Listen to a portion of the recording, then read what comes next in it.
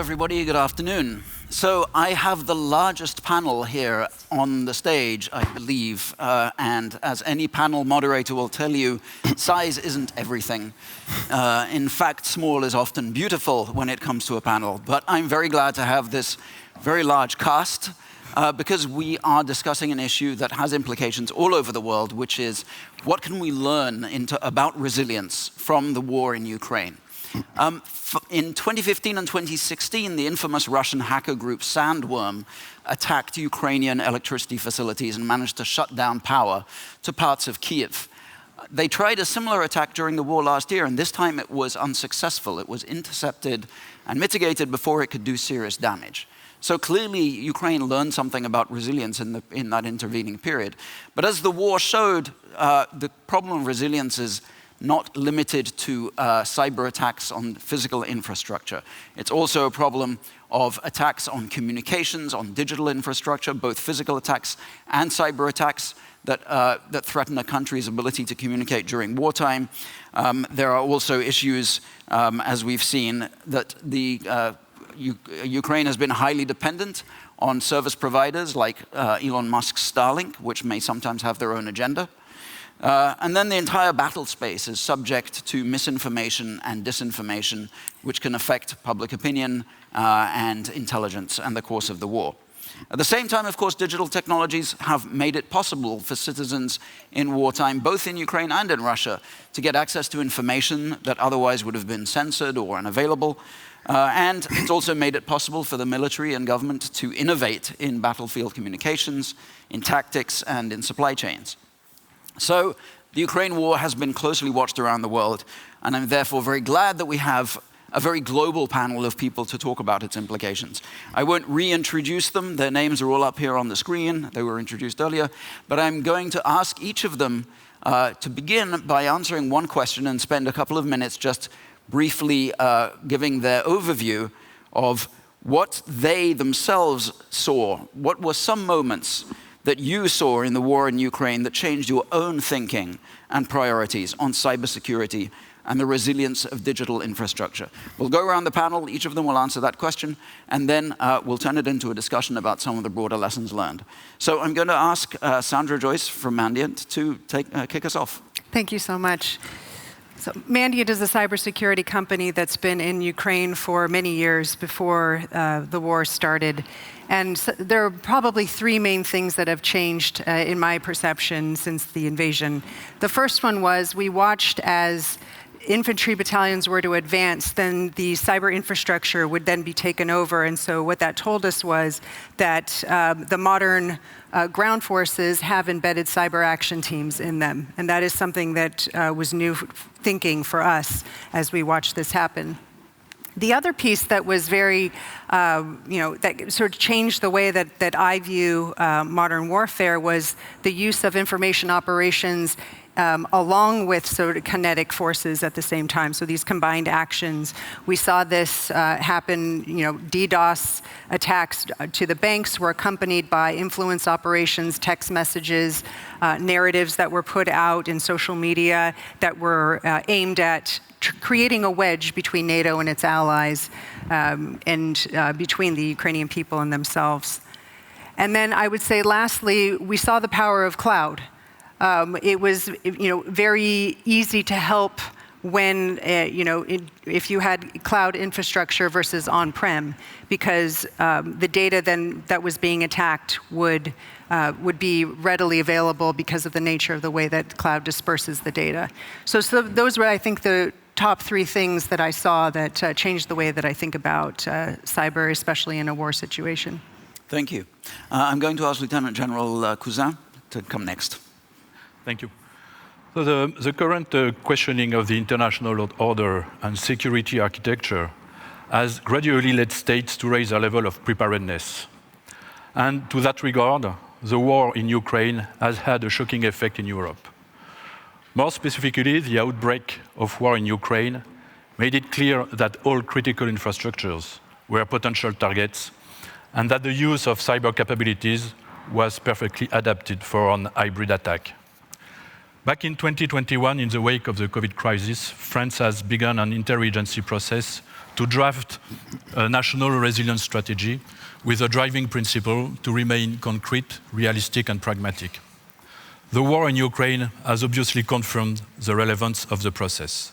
And in April 2022, the Prime Minister has validated the National Resilience Strategy, which has established a mapping of our weaknesses, our strengths, and our centers of gravity. And this National Resilience Strategy has a focus on protecting critical assets from cyber threats and from manipulation of information. Whether in NATO or the EU, it was clear that there was a need to boost our cyber resilience. As such, both organizations have reinforced the two sides of the same coin, namely resilience and assistance. And the work carried out in the two organizations is absolutely complementary. So to answer directly the question, I would make 3 points. The first one, Ukraine has demonstrated a very high level of resilience across all its critical assets and infrastructures, which relies on a good level of preparedness based on 3 pillars: human skills, organization, and technology that allow a state to resist cyber attacks. France and the EU are fully committed to address the lack of skilled people by developing an EU cybersecurity skills academy designed to create synergies between public administration, academia, training providers, and industry. This will fulfill the needs of EU's ecosystem. And by the way, France is engaged in the same direction by establishing academical assets. This will allow to meet the needs at the European and national level. The second point is the role of private sector. Our collective resilience relies on our ability to collectively enhance the level of cybersecurity in both private and public sector. To that regard, the introduction of key legislation has reinforced cybersecurity capabilities upstream of an attack. The implementation of the NIS2 directive will increase our collective resilience by imposing security requirements to thousands of entities across a large part of the economy, to include managed service providers whose security is essential to avoid major domino effects. Also related to our cyber resilience, the Cyber Resilience Act represents an excellent opportunity to increase the cybersecurity level of connected products. By introducing common rules to all stakeholders in hardware and software products, the EU is willing to reinforce cybersecurity for all components. That could be an open door for attacks that could lead to a spillover effect. NATO also plays a key role in strengthening cyber capabilities. NATO is of great importance when it comes to developing a balance of power to deter aggressions targeting our common interests. And we need to build on the strength of each member state and ally to guarantee the highest level of resilience for NATO collective defense. Finally, our collective defense relies on a NATO key mechanism, the Cyber Defense Pledge mechanism, which is designed to reinforce national capabilities. The war in Ukraine shed light on what is at stake in the cyber domain.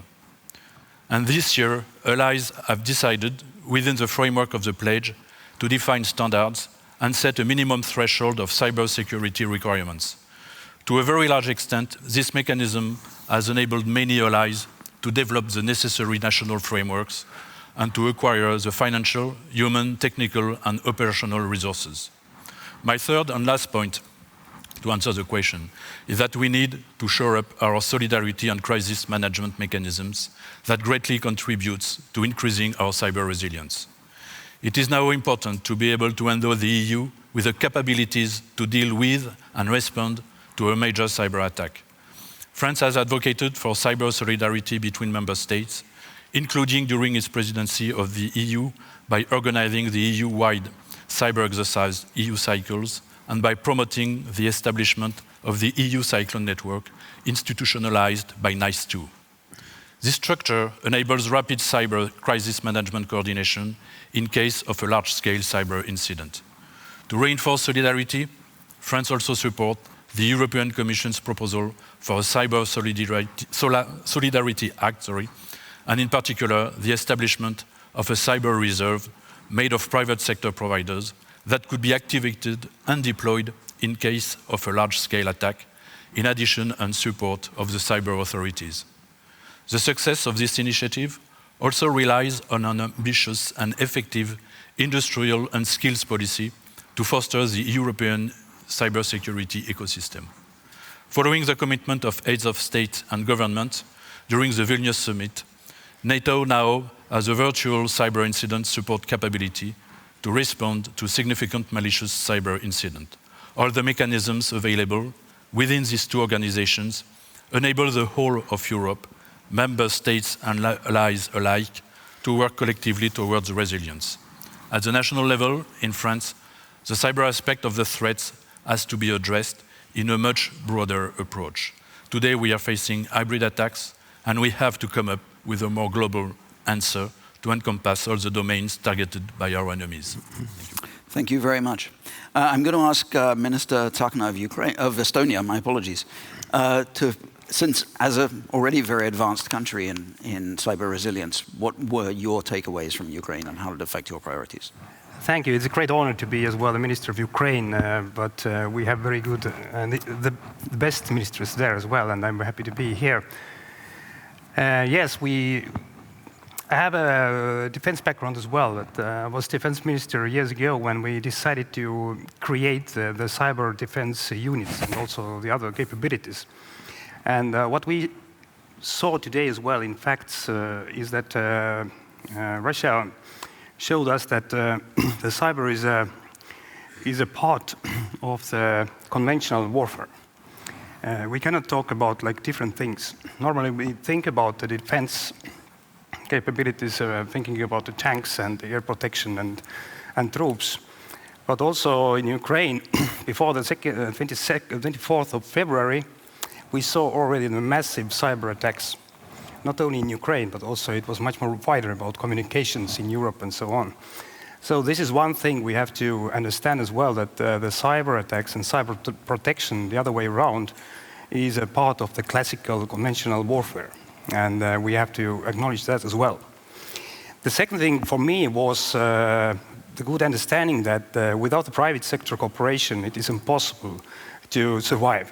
So I think as well in Ukraine, the private sector and the understanding and readiness of improvisation and also cooperation on the governmental level actually made this kind of resilience very successful in the meaning of if we see how huge and diversified attacks Ukraine was. So this is something what we have in common in Estonia already years, that we are very proud about our e-governance and our e-services. But we have developed them and together with the private sector. So, and also the private sector is taking a full and a lot of responsibilities about the cyber protection and the cyber defense in a wider scale. So this is something what we must study from the Ukraine experience as well, that how we can put the public and the private sector work together, what kind of responsibilities, and also, why not for a long run, what kind of common developments we can have. Because we have the technology, and we cannot blame technology about misusing them. But we have to create this common understanding between the public and private sector, and private sector is also, of course, interested about earning some money, but also private sector is always more innovative, more efficient. And if we can put work together these PPP projects, so it gives us the big impact for development. And the third thing, as a foreign minister now, international public law is very important for us as well. Estonia is based and existing because of the international public law rules. But we have to understand as well that the cyber attacks are the part of aggression crimes. So this part of the international law is something that we have to understand as well, that this is not something that exists somewhere else. It's a part of aggression. It's a part of the warfare. So these kind of big topics somehow acknowledge me. So thank you. Thank you. Robert Oliphant, I'm going to give you the word next from across the pond. We've heard a lot spoken already about European cooperation, about common European strategies and resilience. But from your perspective, what are you taking away from the things people have been saying and from the Ukraine conflict? Thank you, Gideon, and thank you, Minister. And my fellow colleagues on the panel, and to all of you. This is my first time at the Tallinn Digital Summit. It won't be my last time. I'm very glad to represent Canada and our Prime Minister and our Minister of Foreign Affairs, Melanie Joly, here. The image that I think will be lasting for me from this day will be the tightrope artist that we saw this morning, and that balancing act. And there were two things that were in my head as I was watching. One was the balancing that we are all experiencing when it comes to digitalization, of openness and security, of privacy and accessibility, and the way that ironically, the solutions to the problems caused by digitalization come from digitalization, and how we manage that tightrope and that balancing. But it also applies to Ukraine and the dangerous situation, the precarious situation that this part of our planet finds itself in. And I come as a Canadian very clearly listening and watching and speaking less. And I do that particularly in Estonia because of the leadership that Estonia has provided to the world on digitalization, on modernization, and on accessibility of public services, and that engagement of a population for good. And one of the reasons that we'll be opening an embassy here is because we have to learn from Estonia. And part of that is the way that Canada wants to engage with Europe on these questions. One comment about terminology: we don't call it Ukraine's war. It's the illegal invasion of Ukraine by Russia, and it's our war. And even though we exist far across that pond, we see this as an assault on the international rules-based order.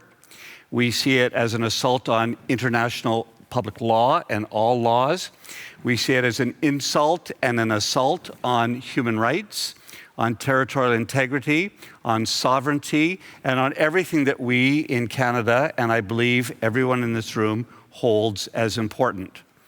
And that's why we're engaged.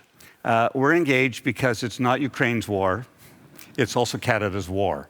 And we're finding a way to be supportive of that with our colleagues and our allies and our friends. Part of that is to recognize that war over these last decades has changed profoundly. And that, as we saw very early on with Crimea, and in that march towards February 24th of last year, Russia was not shy at intervening, engaging in, and assaulting those structures, that infrastructure, and those institutions which are most vulnerable as digitally based organizations. I was mentioning earlier today that I began life as a COBOL programmer. Don't laugh. But that takes us back so far in that digital journey to where we are today, where we are utterly dependent upon a strong and secure digital world. And as we watched the attacks on Ukraine, which were both physical and traditional, but also at that cyber level, we recognized that we needed to step up our game. And that Canada has been finding ways to do that, both to find ways to ensure that we have good defense against cyber warfare, but also use it in appropriate ways, in offensive ways, to make sure that we are stopping that misinformation, that disinformation, propaganda, and the use of emotional standards to affect change for the bad. The war has opened our eyes profoundly in many ways. We are more connected now to the Baltic states than we've ever been. We have gone from being rather passive in our relationship with Europe in many ways to being assertively a partner in the process of human history towards good. And the war has done that. And so much has already been said. I have notes here I'm not going to get into because we can get into your questions. But the way that NATO has worked to develop a center of excellence here and making sure it's done in the best way possible, making sure that the European states, EU as well as others, and that transatlantic bond, as well as to Japan and other partners, that we get together to add best practices and we move towards more resilience. That is our goal. And for me, resilience is the goal of all of us being able to counter the things that we don't expect to happen based on best practices, shared experiences, and common wisdom that we gather in this place. So I'll be expecting some common wisdom that I can take back to Canada. Thank you. All right, so Valeria Yonan, this is now your panel in some sense, because obviously you're living the war. And you could probably talk for hours in answer to this question, but maybe you can give us just a couple of minutes of some of the key things that changed for you over the course of this war and your understanding of priorities. Yes, first of all, thank you so much, Honorary Secretary, for emphasizing the correct definition. It is very important for us, and thank you all for standing with Ukraine. And I just would like to probably agree with all of the speakers, but give some small stories. So the war is ongoing already for 9 years.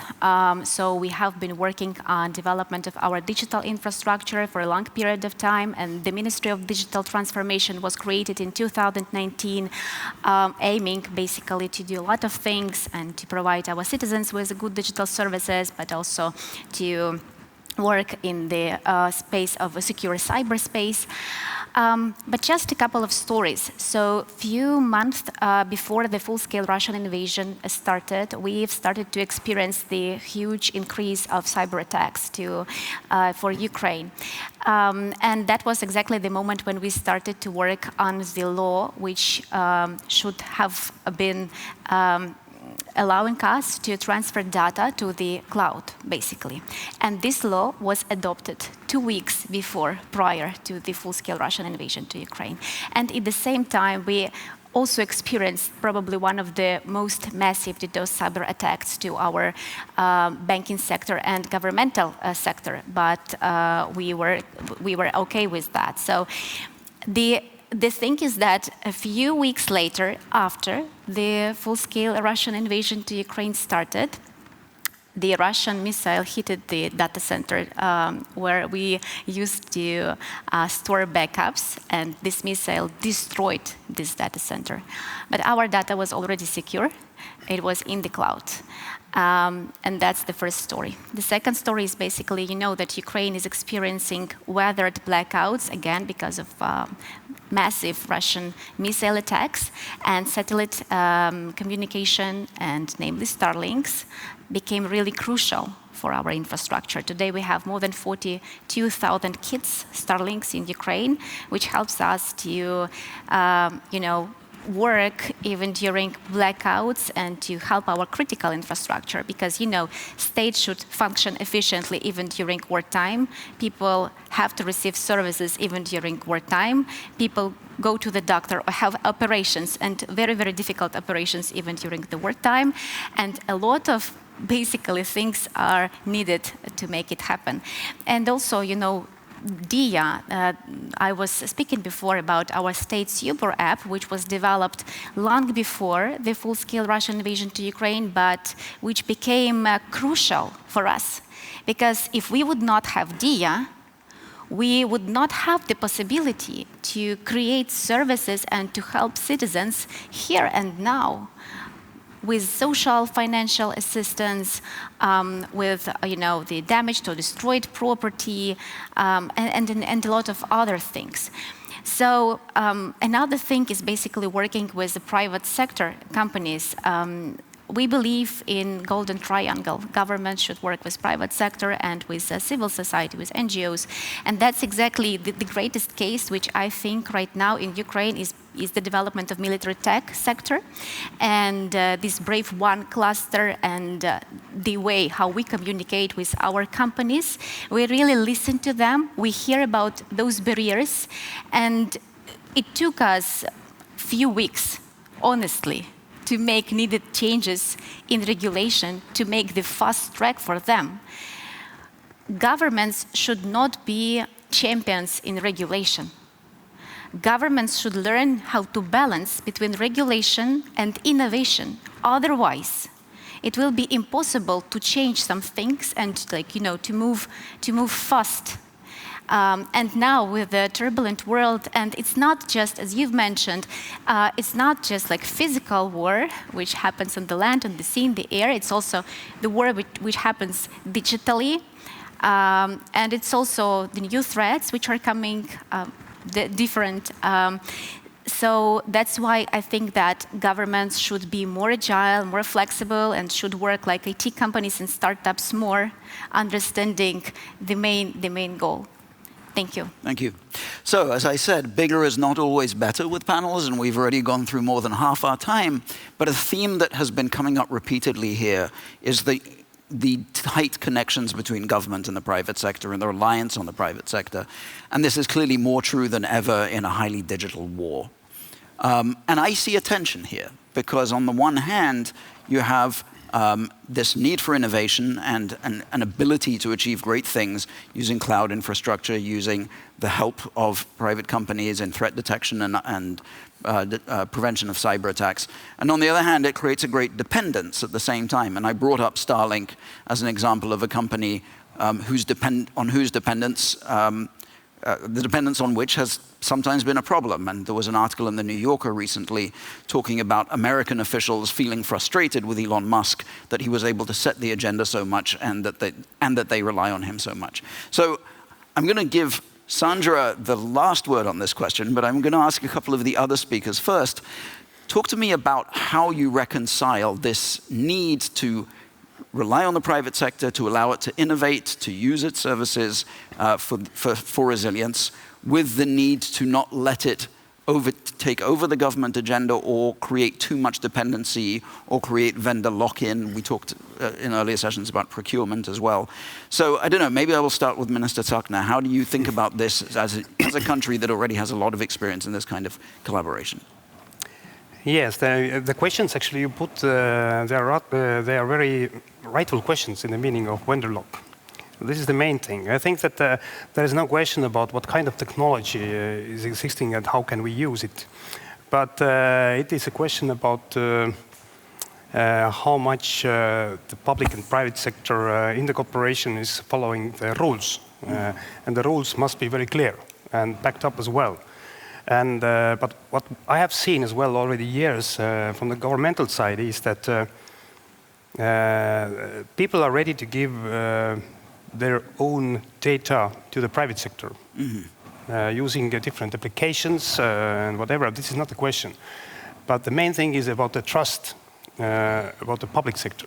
So we have the trust about the private sector, but the public somehow, I don't know. In Estonia, the trust question is well solved because we have even elections in e-election system, and also will be like in mobile application as well, as our minister announced today as well, just before this panel.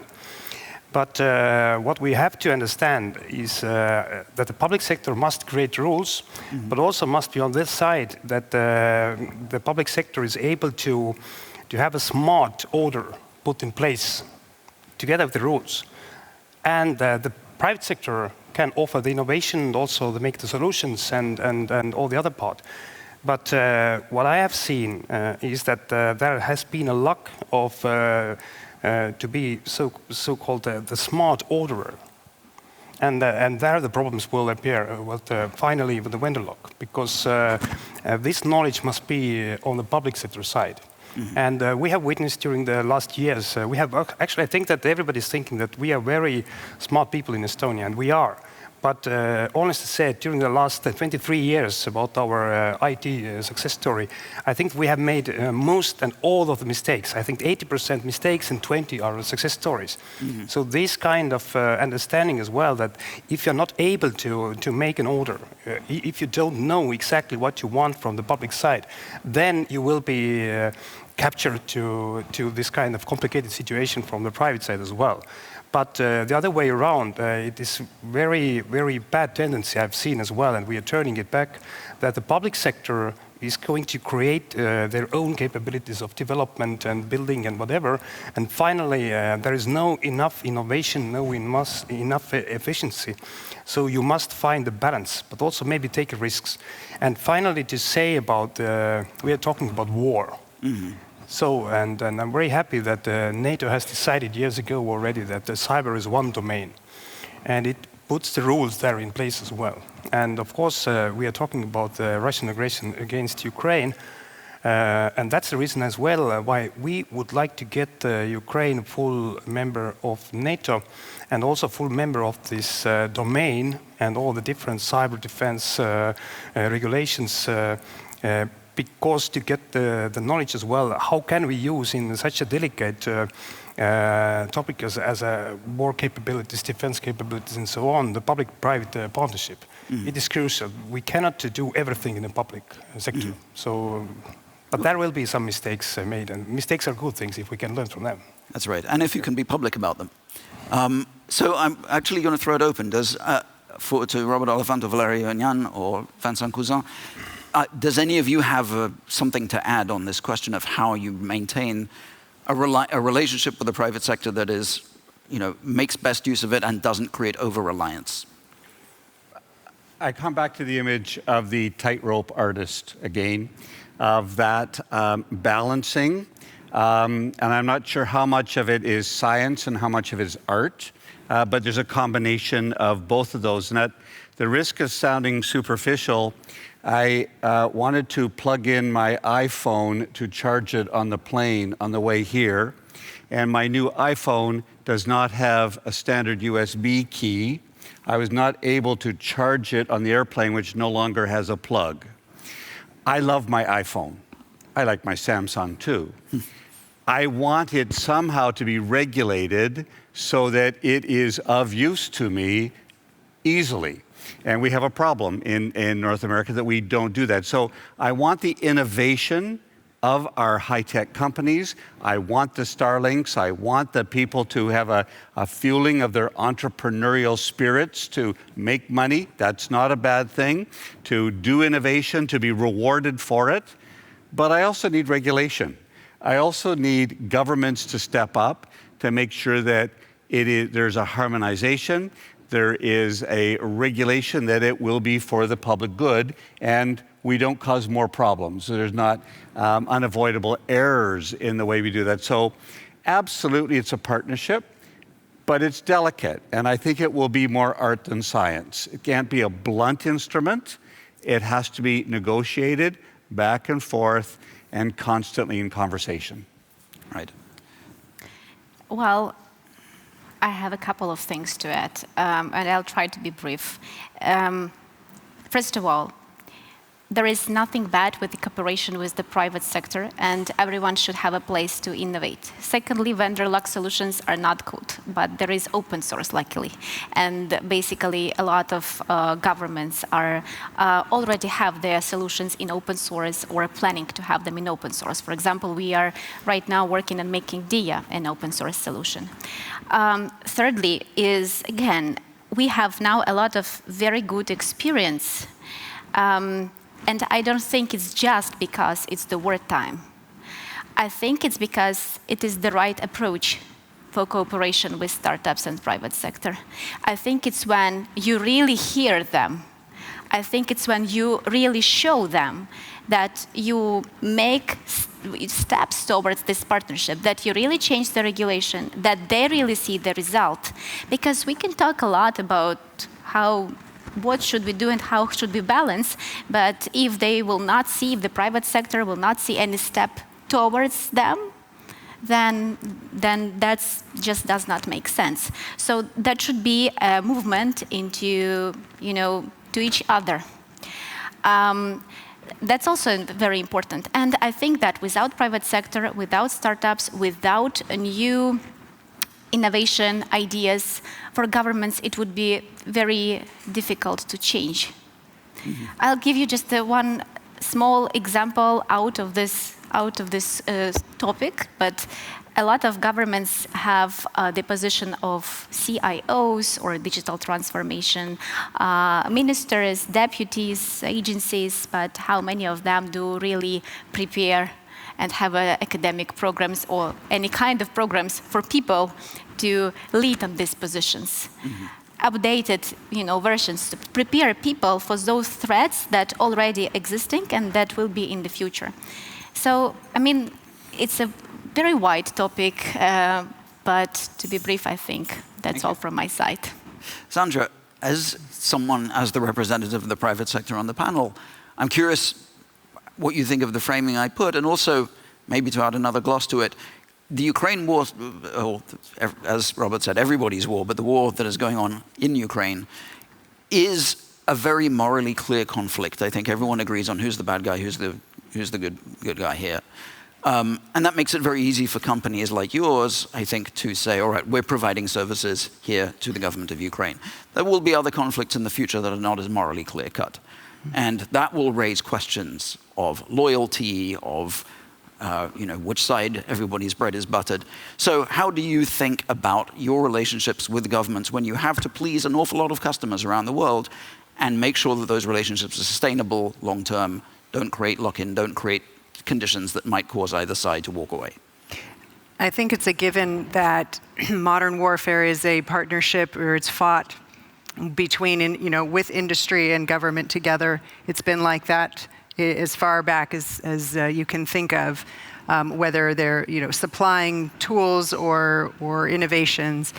And with this invasion in Ukraine, I think one thing that I noticed was we had already had an established relationship with the government of Ukraine. So for us, it was an easy conversation to start and an easy, what do you need from Mandiant kind of thing. But I think from the Ukrainian officials that I talked to, all of a sudden they had 1,000 new friends. And it was the struggle there was trying to operate and coordinate the 1,000 new friends with, sifting out which expertise, which technology was most relevant and needed to happen right away. And the role of government then would have been very useful to create a mechanism where industry can already be pre-positioned to offer that kind of help, or to understand how funding would work, or however those things would be sorted out. Sort of the practical matters of 1,000 new friends ready to help. How does that even work? I can tell you that Mandiant went in without any regard to if we'd be paid or not. That wasn't why we were there, obviously. But after a while, after months, after years, those things have become practical matters that have to be dealt with. So I think that as we move forward, I think government can help bring the innovation there by already having mechanisms in place that organize and allow for the free flow. Not too many regulations to get in the way, because as we all know, in a wartime situation, things have to happen, at the speed of cyber, and they need to happen very quickly. So I think that's how I would frame it from an industry point of view. Thank you. Since we only have a very short time left, what I'm going to do is go once down the line again and ask you in less than a minute to talk about one thing that makes you hopeful. A war is a terrible thing. None of us wishes for a war. But some of the things that I've heard coming up in this discussion are some of the positive lessons, I think, that are being taken away about cooperation and about resilience and about private sector, public sector work, about NATO unity, EU unity. So maybe again, once down the line, tell me a thing that makes you feel more hopeful for the future that is coming out of this terrible conflict. Yeah, I agree in a cynical way that any war still the history. War is also an opportunity, and mainly about the change of mentality.